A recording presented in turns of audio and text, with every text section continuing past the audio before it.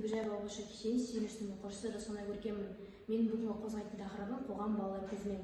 Қазіргі таңда біз балаларға аса қатты мән бермейміз және олардың ойын тыңдамаймыз. Себебі олар кішкентай, дым түсінбейді деп ойлаймыз. Бірақ шын мәніне келетін болсақ, олардың қоғамдағы рөлі өте ерекше әрі маңызды. Мысалы, балалар туылғаннан бастап олардың мойнына көптеген жауапкершілік келеді. Сол жауапкершіліктің бірі әлеуметтік жауапкершілік. Ол бір жағынан өзіңізге де көмектесу және қоршаған ортаға да көмектесу.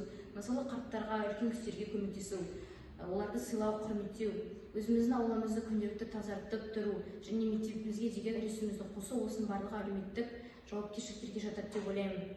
Сонымен қатар, баланың жүрегі мейірімді болғандықтан олар барлығына көмектесуге асық болады. Мысалға, ол көмекке біз сыныптастарымызға көмектесуді жатқыза аламыз.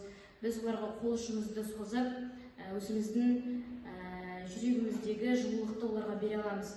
Сонымен қатар, қазіргі таңда білім жағынан, спорт жағынан, рухани даму жағынан барлығы дамып жатыр. Және балалар, жастар соның барлығын иеленіп, әрі қарай дамитын болса, онда біздің еліміз тіптен дамып кетеді деп ойлаймын.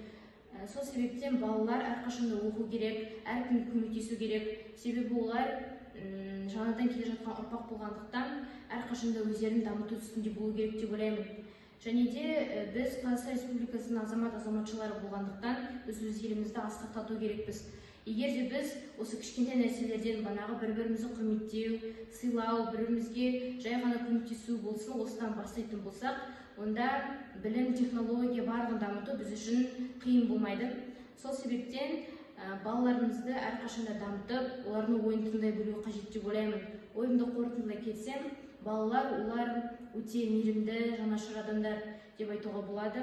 Себебі олар өз ойларын ашық білдіреді және не дұрыс, не бұрыс екенін барлығын бірден айтады. Біз балалардың ойын олар кішкентай деп қабылдамай жүруіміз ол үлкен қателік. Олардың жүректерін жараламай, керісінше олардың да ойын тыңдап, біресе олардың ойын дұрыс деп қабылдай білуіміз керек. Сол арқылы біздің еліміз болашақта дамиды деп ойлаймын. Назарларыңызға рахмет.